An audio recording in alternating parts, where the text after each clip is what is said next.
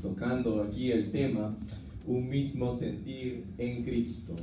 Bellamente estamos llegando ya a la culminación de este capítulo 2, aquí en esta carta de Epístola de Filipenses, y esta mañana veremos un tema interesante. Justamente estaba mucho pensando en el título para poder darle a este sermón, y me vino 3 palabras.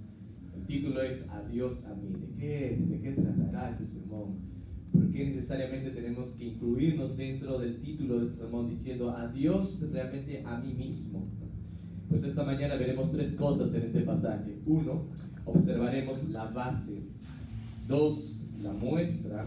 Y 3, la respuesta. Ahora, para poder llegar juntos a estos 3 puntos dentro de este pasaje, dentro de este párrafo encontramos un texto clave.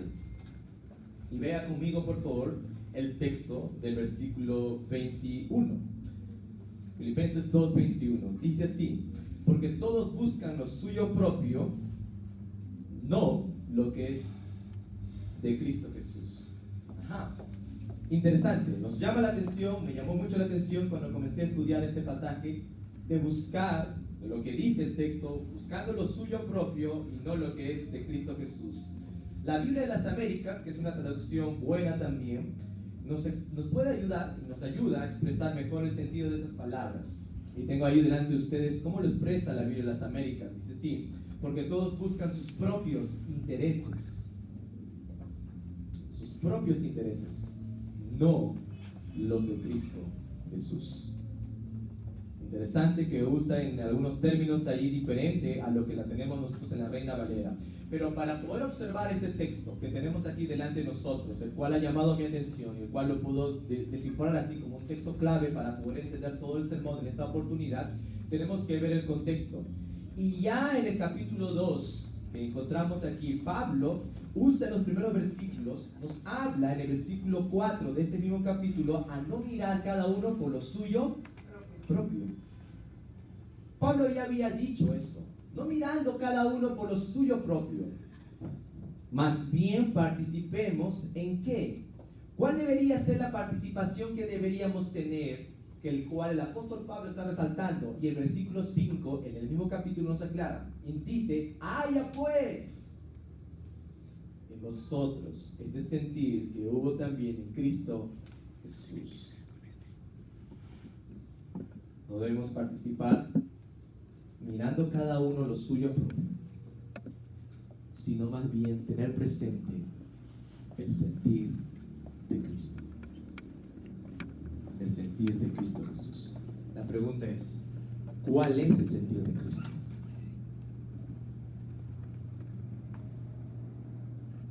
¿Cuál fue el sentir de Cristo? Si leemos desde el versículo 5 al versículo 11, encontraremos cuál fue el sentir de Cristo Jesús.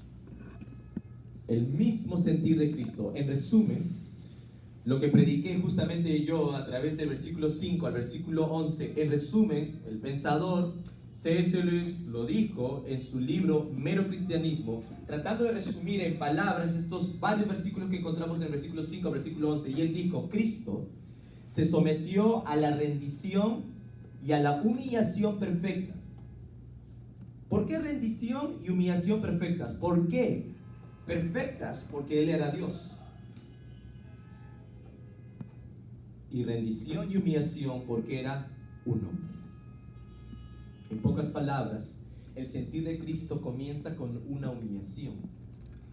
Que Jesús dejó todas las comodidades gloriosas de los cielos, dejó todo ese esplendor de gloria, al punto de humillarse, siendo siervo,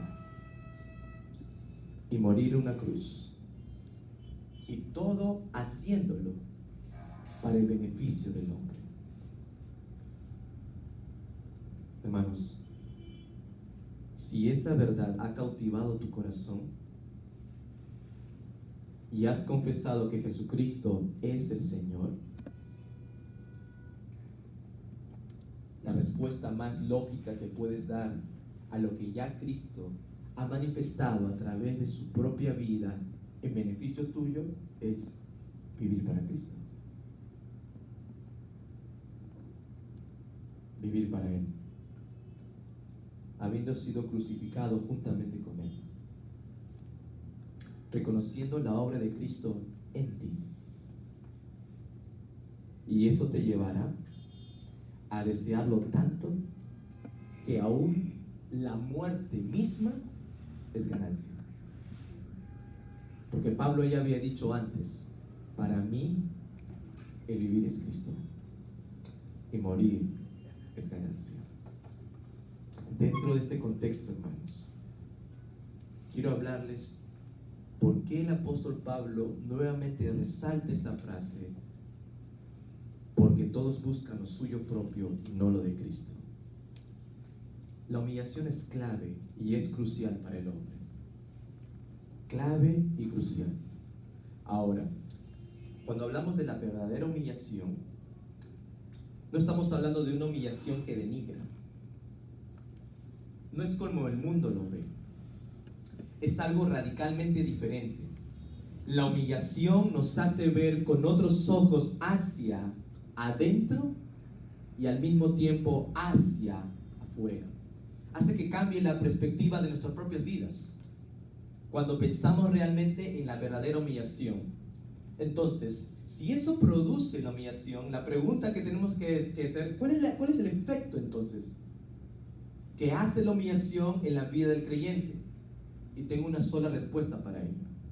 ¿Sabe lo que realmente produce la humillación? Y en 4 palabras quiero decirte es morir a ti mismo.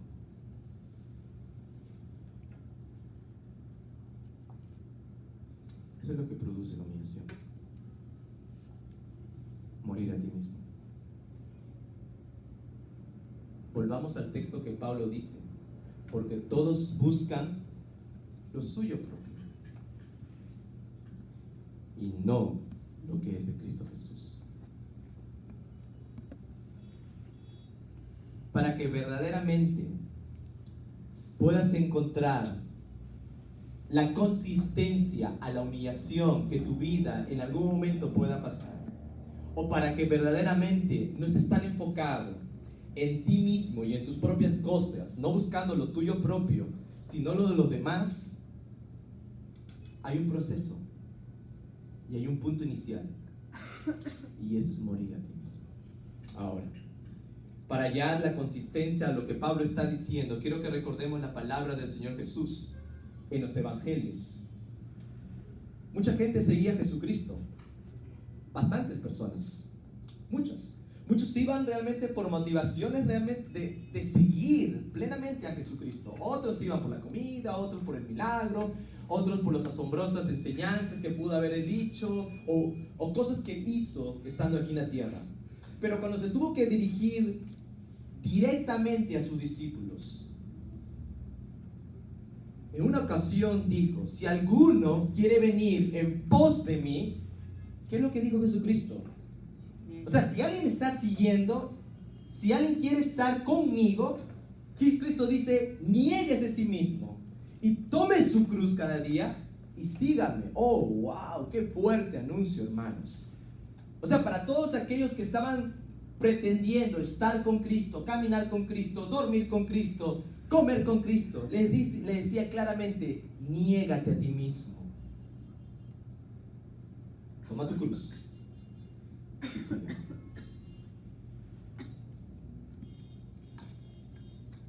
¿Qué características, no? Fuertes características. Cuando uno aplica un trabajo, uno normalmente puede encontrar ciertas cualidades que puede proyectar aquel trabajo. Y te das cuenta y tú dices: wow, qué tremendas cosas solicitan. Y yo puedo tener esas cosas, o yo puedo aplicar aquellas cosas. Pero Jesucristo dice: si tú quieres aplicar aquí a mí, si quieres venir en pos de mí, tienes que hacer 3 cosas: negarte a ti mismo, tomar tu cruz y seguirme. Morir a ti mismo significa, en términos más sencillos, estas 3 cosas: olvídate de ti,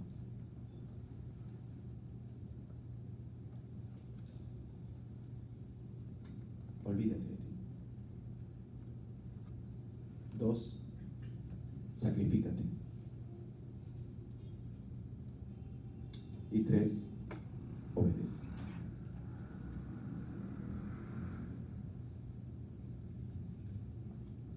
Olvídate de ti mismo.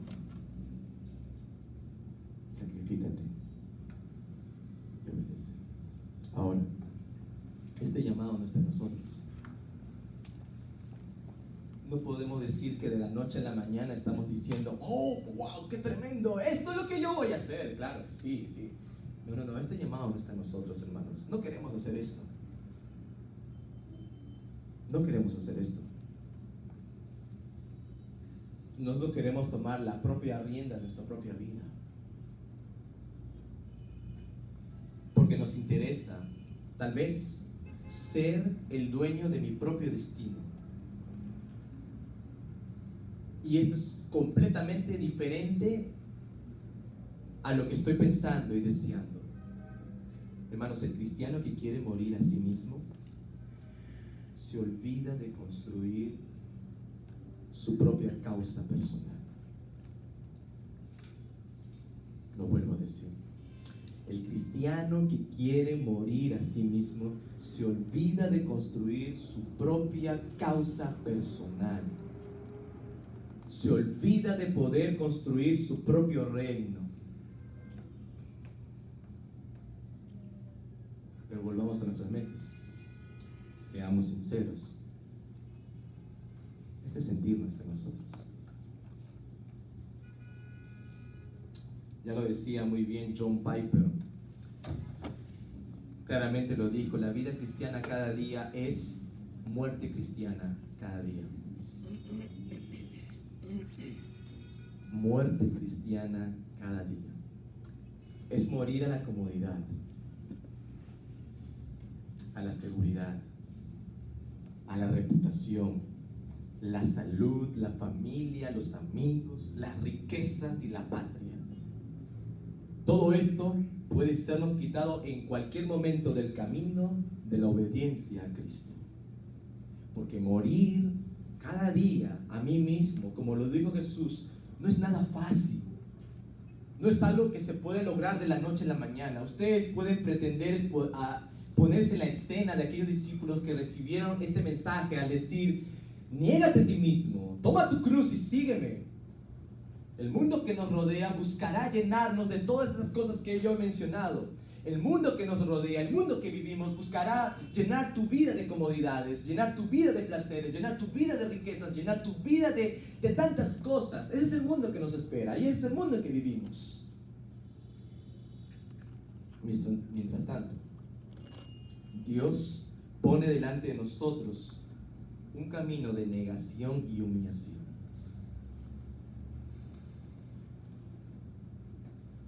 Haz que esta meditación moldee tu corazón,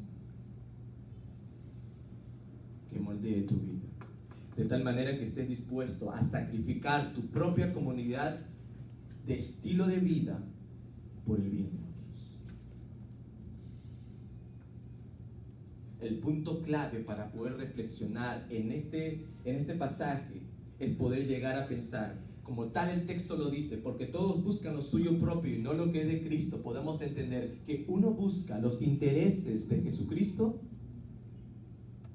cuando está atento a los intereses de los demás, en lugar de los suyos propios. Fuertes palabras. Si realmente decimos tener el sentir de Cristo, pues uno comenzará a estar atento en el interés de los demás y no en los tuyos propios. Hermano, hermana, si no mueres a ti mismo, jamás verás oportunidades para poder amar y servir a otros. No. Morir a ti mismo. Y Pablo nos hace el favor de entender mejor este panorama, de mirar a otros usando a dos personajes. ¿Y cuáles son los personajes que Pablo va a utilizar en esta oportunidad para refrescarnos un poco más la memoria en cuanto a ese sentir de mirar a otros? Los personajes que utilizará son dos compañeros de ministerio del apóstol Pablo. Uno es Timoteo y el otro Epafrodito. Uno más conocido que el otro, pero hoy conoceremos a ambos. El primer personaje, ¿quién es? Timoteo. Y Pablo relata en los primeros versículos del 19 al 22 lo que realmente implicaba la vida de Timoteo. En pocas palabras, Timoteo fue el hijo amado ¿de quién? Del mismo apóstol Pablo. El mismo apóstol Pablo. Era su hijo en la fe, lo dice el versículo 22, porque ya conocéis los méritos de él. ¿Quién? Timoteo. Que como hijo a padre ha servido conmigo en el Evangelio. Qué bellas palabras que el apóstol Pablo describe aquí por su hijo amado en la fe, Timoteo mismo. Timoteo fue hijo de una mujer judía y de un padre griego, tal y cual como lo describe en Hechos capítulo 16. En Hechos capítulo 16 encontramos allí el encuentro en los primeros versículos de aquel joven Timoteo, que en esa oportunidad aproximadamente pudo haber tenido entre 20 años en adelante. Y desde temprana edad conoció las Escrituras, recibiendo más probable la instrucción espiritual por su abuela Loida y su madre Eunice, como lo dice y lo relata después. Es interesante porque el libro de Hechos también nos relata un caso, un dato interesante de este Timoteo, que las personas que estaban en Listra y en Iconio daban buen testimonio de él. Era un hombre que tenía un buen testimonio a su corta edad. Muy corta edad tenía un buen testimonio de los de afuera. Y fue en esas circunstancias que el apóstol Pablo lo invita a unirse al grupo junto con Silas para que le acompañara en el segundo viaje misionero. Pablo tenía un alto aprecio por Timoteo, pues él mismo dice en el versículo 20 que tenemos: pues ninguno tengo del mismo ánimo y que tan sinceramente se interese por vosotros. Ese era Timoteo. El mismo corazón que Pablo tenía, también lo tenía ¿quién? Timoteo.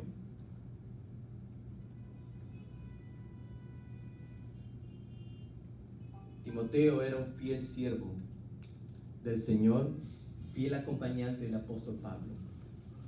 En 1 Tesalonicenses 3, versículo 2, dice: y enviamos a Timoteo, y mira las descripciones que da de Timoteo: nuestro hermano, servidor de Dios, colaborador nuestro en el Evangelio de Cristo, para confirmaros y exhortaros respecto a vuestra fe. Esas eran las descripciones que el mismo apóstol Pablo, nuevamente tomando la carta, la epístola de Tesalonicenses, resalta lo que Timoteo significaba para él: hermano, servidor de Dios y colaborador. Ahora, hermanos, si Timoteo está dispuesto a poder acompañar al apóstol Pablo, sea lo que sea, todos nosotros sabemos lo que implicaba viajar con el apóstol Pablo. No solo la bendición de tener un hombre espiritual al lado. Qué dicha la de Timoteo de poder a su corta edad haber viajado con el apóstol Pablo y haber sido instruido espiritualmente por medio de él. Pero también implicaba ciertos riesgos y hasta riesgos de muerte. Implicaba tal vez la cárcel. Implicaba naufragios. Implicaba fatiga. Implicaba ayunos. Implicaba desnudez. Implicaba persecución. Y cuántas otras cosas más. Sin embargo, Timoteo estuvo más que dispuesto a pasar todas estas cosas. ¿Por qué causa? Por la causa de Cristo y por el beneficio de otros.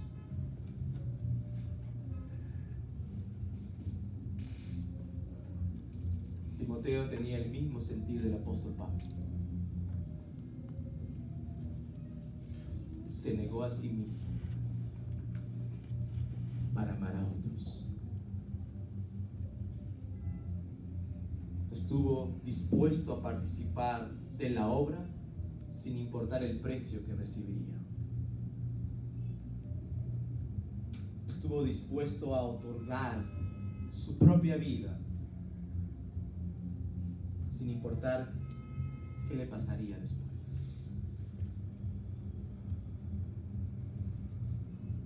La estima del apóstol Pablo era tanta que dice en 1 Corintios 6, 16, 10: y si llega Timoteo, mirad que esté con vosotros con tranquilidad, porque él hace la obra del Señor, así como yo lo hago.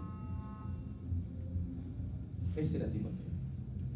Y en esta carta de Filipenses, el apóstol Pablo es el que le envía, como dice el versículo 23. Así que a este espero enviaros. A este Timoteo lo voy a enviar luego que yo vea cómo van mis asuntos. ¿Qué asuntos? Probablemente asuntos en relación a que Pablo ya estaba tal vez próximo a salir de la cárcel. Y como Pablo tenía un gran amor por esta gente de Filipos, él añoraba poder verlos nuevamente. Porque dice el versículo 23: y confío en el Señor que yo también iré pronto a vosotros. Ahora, no solamente es el único hombre que observamos en la vida de esta carta, la vida de Timoteo. El otro es el menos conocido. ¿Y quién fue? Epafrodito. Bueno, ¿quién es este Epafrodito? ¿Quién fue Epafrodito? Bueno, la Biblia no tiene muchas referencias, muchos relatos de este hombre. Los únicos datos que encontramos en toda la Biblia, ¿sabe dónde se encuentran? En el mismo libro de Filipenses. Es el único lugar donde uno puede encontrar los datos de este hombre Epafrodito. Conociendo un poquito más la historia, investigando por allí, encontré estos datos. Epafrodito era nativo de Filipos, probablemente.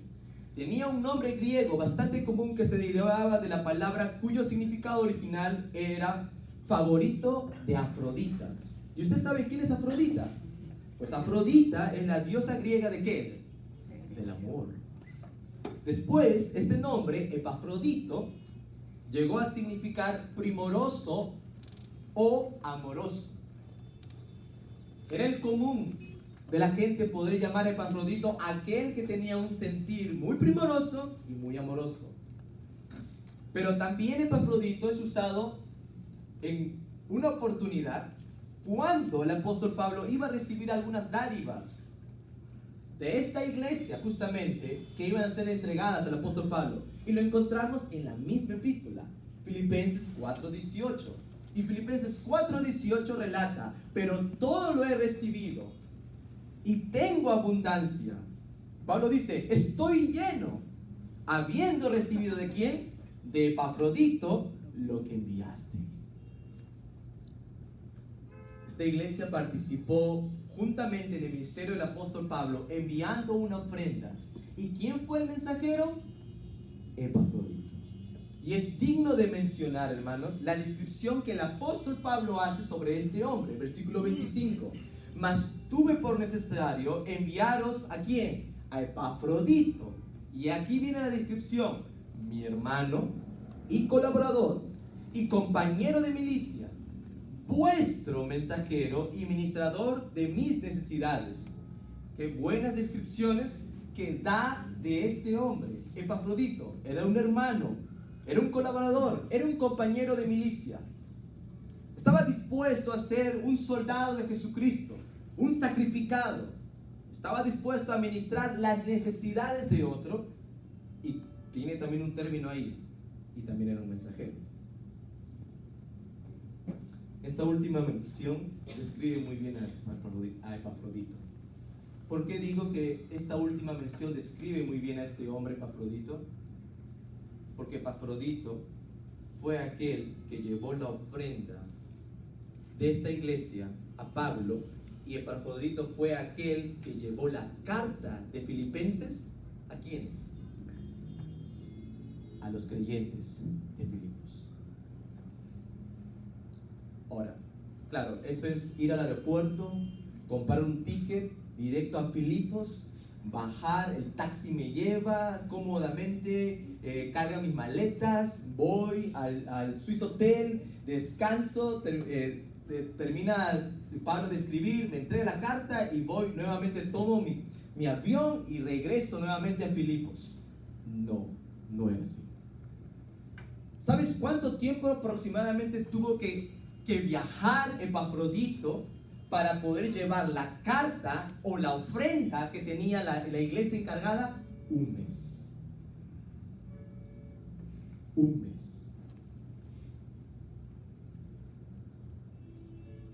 Solamente para poder llevar papiros. O lo que Pablo tenía en ese momento para poder entregar a la gente. Tuvo que caminar arduamente. Tuvo que navegar. Tuvo que desvelarse. Y tuvo que hacer múltiples de cosas para poder llegar a la cárcel en Roma, donde estaba el apóstol Pablo. Y estando en la cárcel, no era fácil decir, voy a visitar al preso Pablo.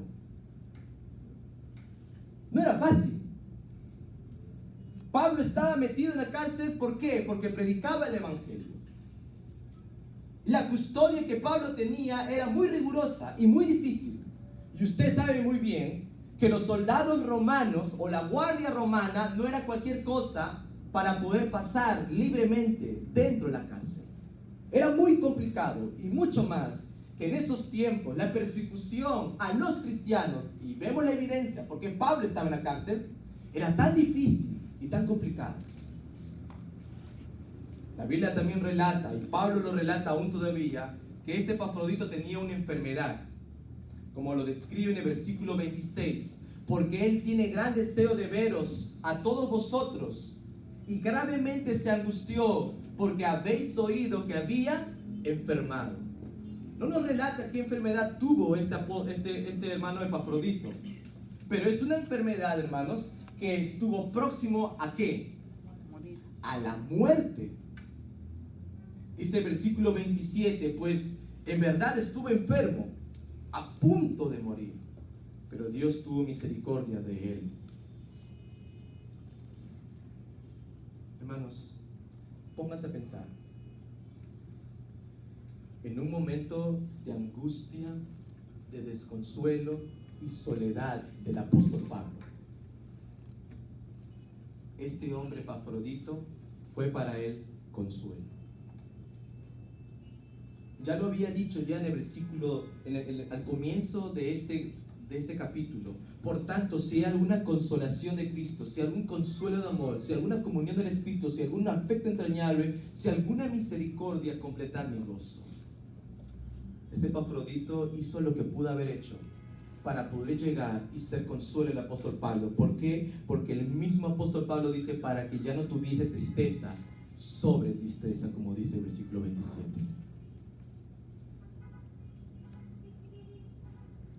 Qué bello es saber cuando puedo compartir con otra persona el mismo sentir del Salvador y Señor. Que hasta su misma presencia puede ser consuelo para otra persona. De consolar aún todavía. Y es por eso que Pablo no dudó en enviarlo con gran solicitud, como lo dice en el versículo 28, enviar a Epafrodito, y seguro, llevando con él la carta. Y Pablo relata y dice, por favor, recibidlo a él con gozo, porque por la obra de Cristo estuvo próximo a la muerte, exponiendo su vida para suplir lo que faltaba en vuestro servicio por mí. Estos son dos hombres que no estaban buscando lo suyo propio.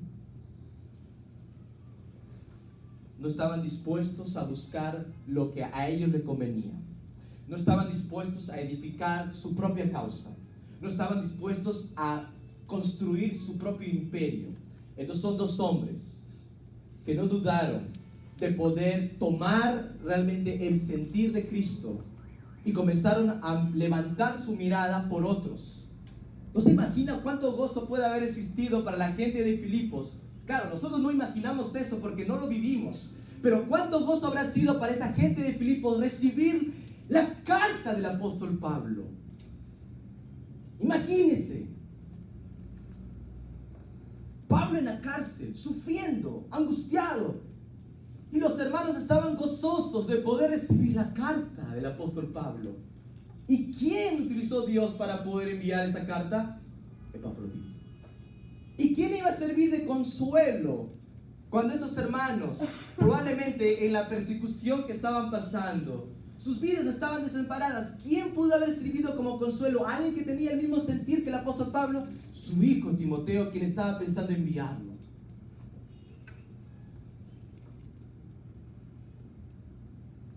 Porque todos buscan lo suyo propio y no lo de Cristo.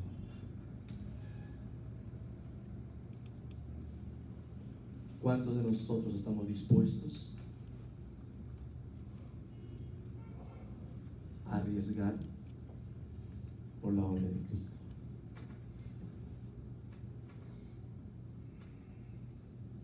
¿Cuántos de nosotros estamos dispuestos? ¿Estás pensando más en tu prosperidad que en las necesidades de otros?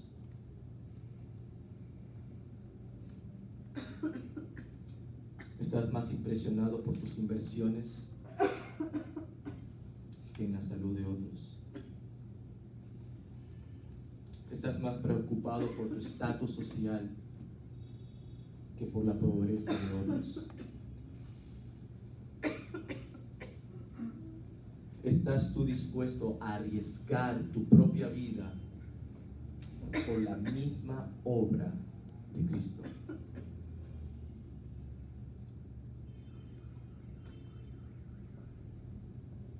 Para estos hombres era clave y crucial.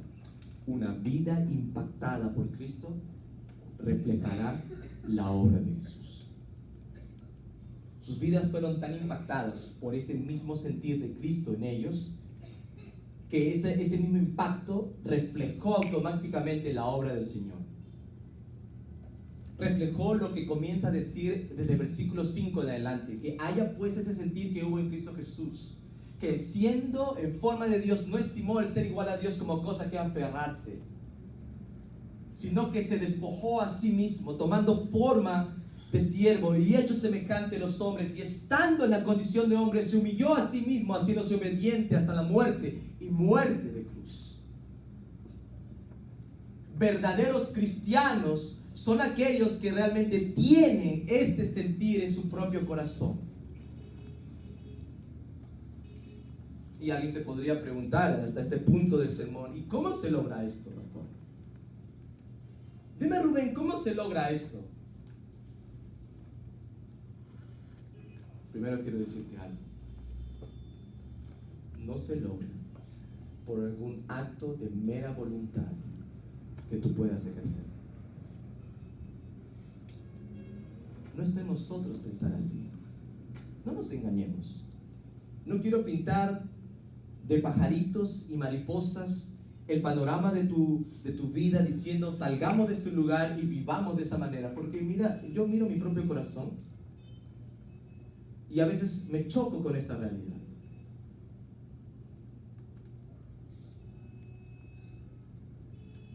La pregunta es que ¿alguien podría morir a sus propios intereses sin la ayuda de Dios? Y la respuesta es nunca. Nunca. ¿Sabes qué necesitamos?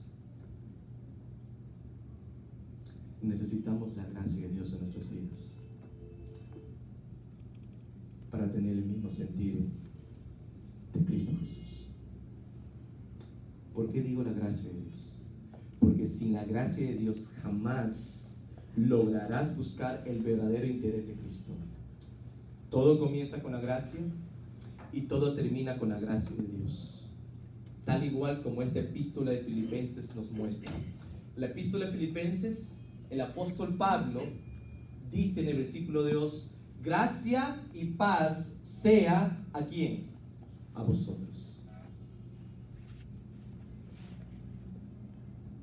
Gracia y paz sea a vosotros.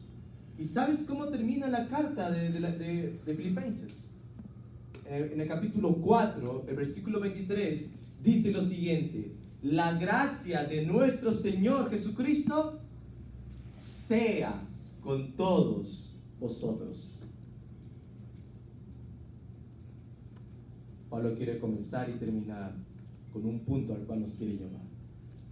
Es imposible poder hacerlo por nosotros mismos. Es imposible ponernos en el lugar de no mirar nuestros propios intereses y comenzar a levantar a nuestro alrededor nuestra propia mirada y poder observar en otros de qué maneras puedo tener oportunidades para amar y para poder servir. Y Pablo nos dice, hay un ingrediente, que si comienzas con la gracia y terminas con la gracia, encontrarás lo que es el interés profundo de Cristo Jesús. Hermanos, sin la gracia de Dios jamás podrás morir a ti mismo, porque verdaderamente buscamos lo nuestro. Sin la gracia no podrás morir a ti mismo y estar atento a los intereses de los demás en lugar de los tuyos propios. Piensa en qué maneras prácticas en tu vida diaria puedes morir a ti mismo. Piensa.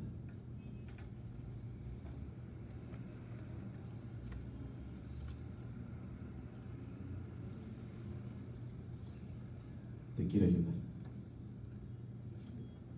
Cuando estás olvidado o despreciado o rechazado y no sientes herido o adolorido por el insulto o la negligencia, pero en tu corazón sientes gozo porque eres digno de sufrir por Cristo, esto es morir a ti mismo.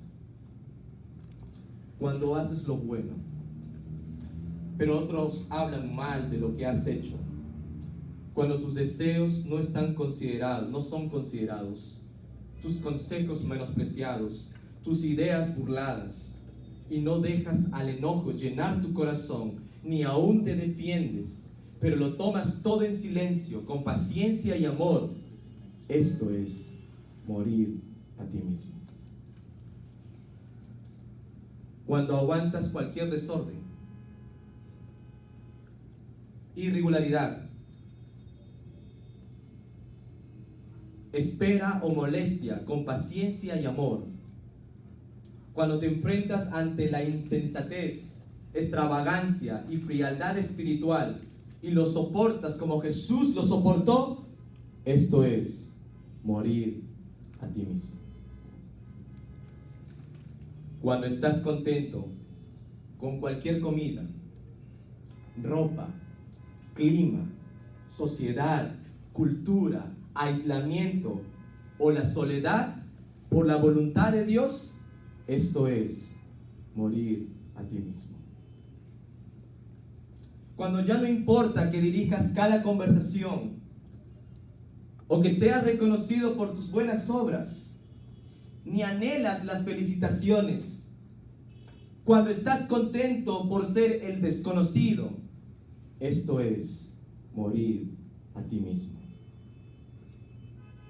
Cuando puedes ver la prosperidad de tu hermano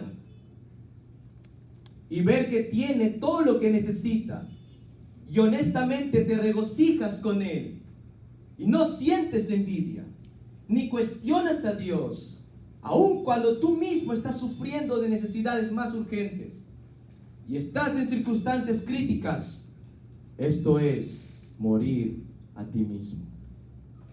Cuando puedes recibir la corrección de una persona de una posición más baja a ti y te sometes humildemente adentro y también afuera y no encuentras rebelión ni resentimiento en tu propio corazón, eso es morir a ti mismo.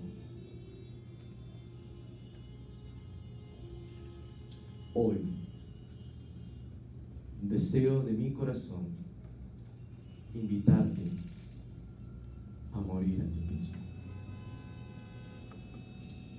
a que le digas adiós a ti mismo. Jamás podrás levantar tu mirada y ver necesidades de otros cuando comiences a buscar lo suyo propio, lo tuyo mismo. No busquemos lo nuestro, sino seamos un mismo sentido, buscando lo que es de Cristo. Vivamos en esa verdad. Recordemos el sentir de Cristo y ese sentir que cautiva nuestro propio corazón. Les invito por favor a cerrar sus ojos, inclinar sus cabezas.